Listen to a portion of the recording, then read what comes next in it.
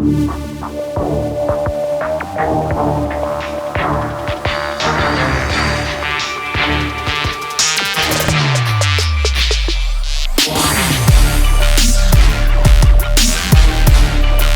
to go along the roof rack. So these big lights are going there, and then these are going to go here. I have a good idea for how to do it, but Ryan thought that idea wasn't as good as I thought it was.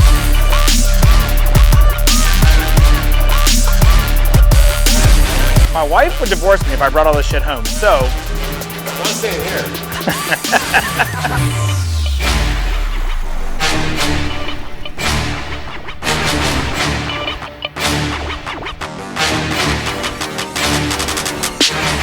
All right, you want to see what we're doing? So we got to mount these things on the side of the roof rack, which is going to be sick, but there's not a great way to put them. And so I sort of forgot last time I was here to measure it. And so today I went outside and measured all these things. And then I drew it in baby AutoCAD. This is SketchUp. And I was like, all right, let's make this work. So that bracket is going to mount this light.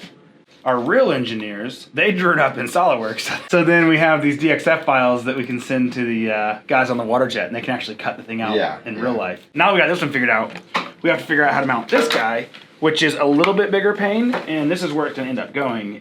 It's gonna go along the roof rack. So these big lights are going there, and then these are gonna go here. I have a good idea for how to do it, but Ryan thought that idea wasn't as good as I thought it was, so. I'm gonna go get his idea because clearly I don't know what I'm doing, but I think we'll be in relatively okay shape there by the time we're done. So my thought was just to run a piece of angle iron from here to here.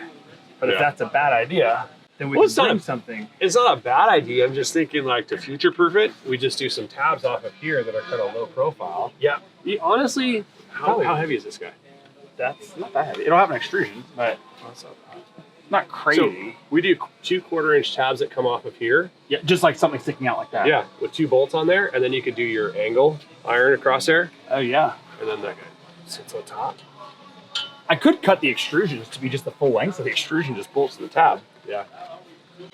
It should be like tucked in, but it can't be like all the way back. But if it sits like that, that'll be perfect. Because these lights, they'll shine down. So like, the middle row is a traffic director, the top row is a spotlight, the bottom row is a scene light. So like that is perfect, because then it'll light this hole. I have no idea what that means. Traffic advisor spot. On a fire truck, it's like, you know like the orange light that goes back and forth on the back? No. Oh, red flashy light. Yeah, exactly. So you just say red flashy light. It's gonna be good. You're confusing these little people like me. It's gonna be pretty cool. I'm excited about it. Yeah, that would look good too. All right, we have to find a truck that has an Alpha Dash. Maybe not an actual Alpha Dash, but a... We got our Alpha Dash. Yeah, you're out. The one I'm getting. Yeah. The super Alpha Dash. It's identical to the Alpha, but it's fiberglass. Yeah, I was gonna say, it's stronger. I love it. Strong. All right, so the problem I'm trying to solve is that light that we just held up on the other truck. This thing will let you direct traffic around the scenes. Like if you want like a light to tell you like, go this way, this is the control system. Okay. So it's got like a computer on the back and everything. Can you put it here? Yeah. That would be sick. This is like the master interface. As you're driving, you could probably just reach over and feel like what buttons you need to hit. If you want to make it go silly bright, all on, game changer, boom, and then get out and work. That's the whole thing. Is like that's what that's got to do. So yeah, driver's seat access is what that needs to be. So how's it work? You cut this out, or is this? Yeah, it's all hand formed out of aluminum. So most everything here is fiberglass. This is fiberglass. The original pieces are plastic back here. I saw a video you guys showed like down here when it always breaks. Oh yeah, they shatter here. Yeah, the corners break off, but fiberglass doesn't do that. But up here we do this out of aluminum. And the reason for that is we can do like virtually whatever layout you want to do, and then just cut it out. I think that'll be good. The guys in the shop are gonna mount up here. They're gonna mount another button panel up there. Okay. So it's a different one, but that's going up there, and then I'm gonna put a bunch of stuff in my truck. I'm gonna pull this out. I'm gonna wire in this whole electrical system under there in front of the rear AC. So my goal before I leave here tomorrow is that whole thing is wired in, that you guys have what you need to have this stuff figured out and to mount the lights on the roof. Okay. How long do we got? Not enough time. Ryan told me he can build anybody's Hummer in 2 weeks. Is that right? He promised. He said he was going to put that on YouTube and advertise to the world. We were given X amount of time frame to get it done. He's all, do you think we can get it done? He's all, don't worry about it if you don't get it done, because you can bring it, I'll bring it back, no problem at all. And I'm like, okay, cool. It's like middle of April is the deadline. And then I think about a week and a half ago, I'm like, hey, Sam, what's the deadline? He upped the time frame. And he didn't tell me up the time frame. He's all, oh yeah, at the end of the month. I'm like, shit. I got so much work to do. And I'm like, did I forget and like not write down the time frame that we had to get this thing done in? Turns out today he let it slip that he needs it back, so he has 2 weeks of setting up with his wiring stuff. And it was supposed to be like it shows up and it goes to the show and it's done. So he stole 2 weeks from me. I caught him. He doesn't know that until now. Now he knows. Fully caught. It's almost ready. The engine's looking good. The alternator's looking good. It's my favorite part. The 9 million horsepower Dirty Max is where it's really at. By this weekend, it'll be running. Well, assuming that we get the fuel tank parts in that are missing. And Did you see inside that old tank? yes, it's horrible. I used to have a radiator in the fuel tank, and I had coolant circulating from my heater core because it was heating the fuel lines, and it was going through this radiator in the tank and back up. I sent you guys a new fuel tank. I knew it needed one, amongst many, many other things. Among many other things. Anyways, we got a bunch of parts coming in. Yeah. Hopefully we get this thing running tonight. Yeah. Roy has all your seats done. Oh, Most of the they look so interior good. panels done except for the dash pieces. He's working on those right now. Will he have to actually like wrap those, or is Yeah. it molded or something, or that'll be No, all it's wrapped? all wrapped. leather. Handmade. Handmade. He actually has sample pieces that are out of vinyl. Yeah. That are his patterns. And it fills in this whole area here, wraps around, he sets that on top of leather, cuts it out of leather, Oh, wow. and starts hand sewing it together. That's like artwork. He spent over a week on each seat That's crazy. upholstering them. I think he's been working on your interior for a month and a half now, and he's got another week or so to go on it. It'll be the most beautiful interior ever made. Sam's full of surprises. We have to get those to the roof. A few years ago, Sam would just drill a hole through the roof. In fact, I did. There's a hole in the roof that we gotta cover up. Like I said. The problem is it leaks and it gets all over my Monsoon amp, and then I can't listen to music, and that's a bigger problem than anything else. So. Well, it's all fried anyways. Anyway, so we're gonna figure out a way to get this up here. We're talking We'll do about it. maybe throwing it up through the light bar mount. The problem is Sam has more surprises, Extra can wires that have to go up there too. so they gotta go up there too. Yeah. Is that a ground up there? This little baby right We need here. to talk about that. Okay. What is that?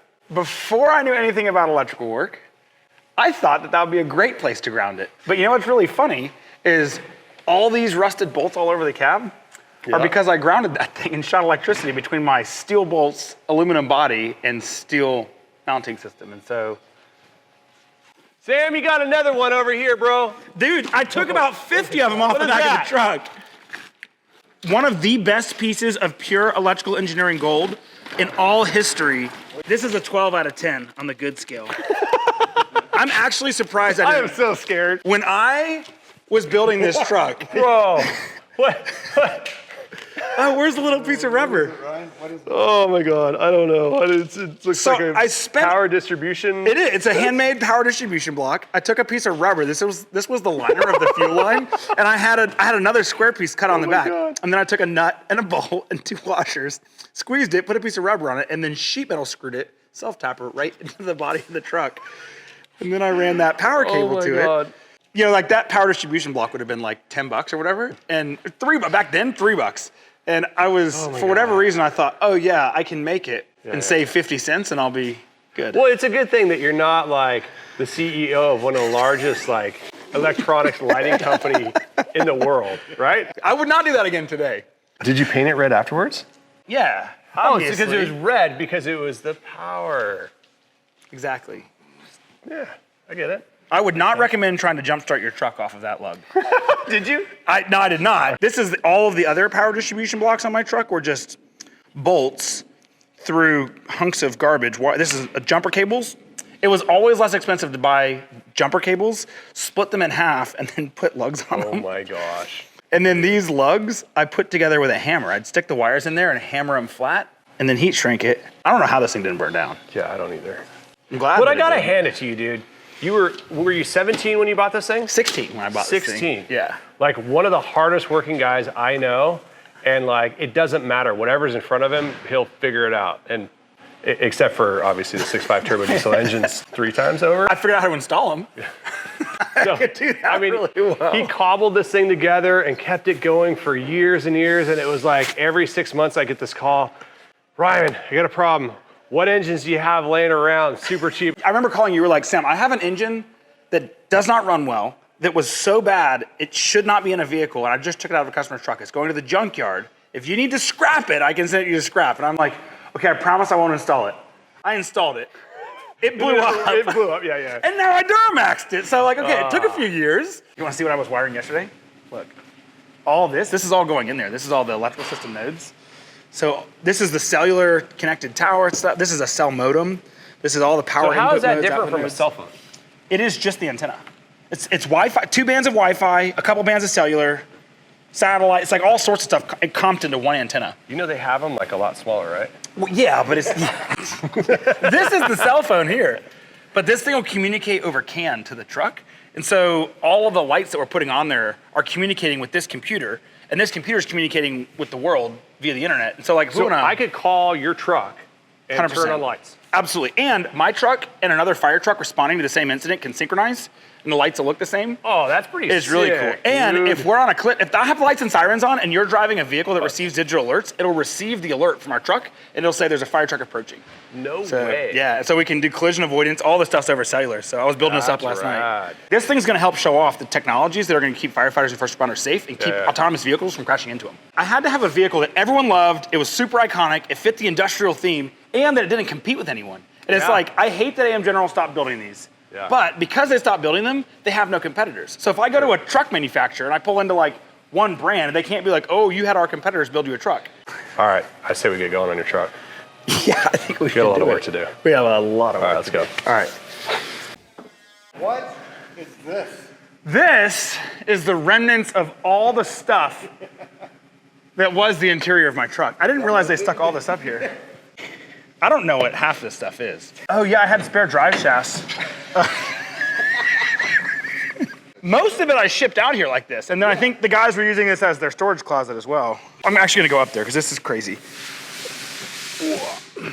I mean, this should not be a part. This is actually a piece of this is supposed to be the back of the doghouse. That's not a part that comes off the truck. Oh yeah, you cut it off. Yeah, it's supposed to be a big solid. It wasn't cut off, it just fell off because this thing was so jacked. Oh. This is the cleanest piece of the interior because I took it out 20 years ago. This is one that was in the truck. This is one that was in my warehouse. The stuff down there. A mouse has been living in my subwoofer. This is all. Is that a mouse? That's all mouse shit. Yeah. There's like turds and pieces of dead mouse. It's disgusting.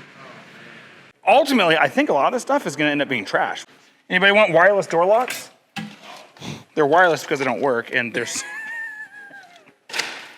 My wife would divorce me if I brought all this shit home, so telling Ryan that we have to figure out what to do with it, but it can't come home. So it can go on eBay, it can go in the trash, it can go anywhere else, but it can't go home with me.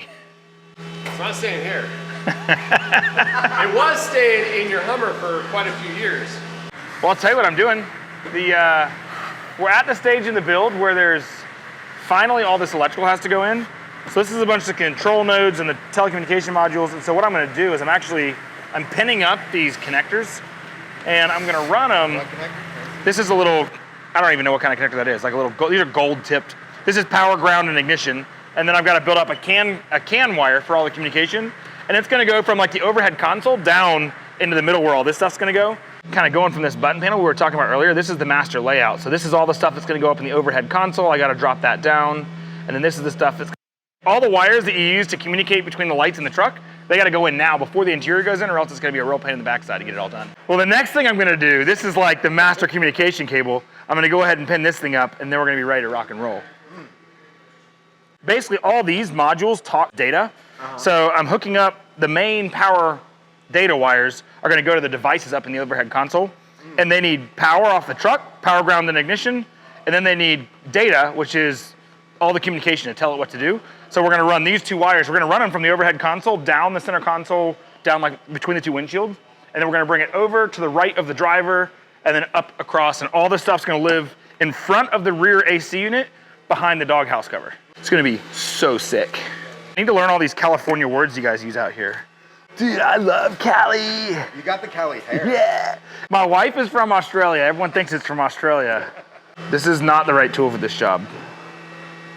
So when I do this, it moves around like a loose goose. Oh, you see how that happened? The right tool for the job is like $1,000. But look, those look banging. I don't work for Predator. Just a disclaimer. My name is Sam and I work for a different company, which makes the awesomest lights in the whole freaking world, and everyone's about to find out about him.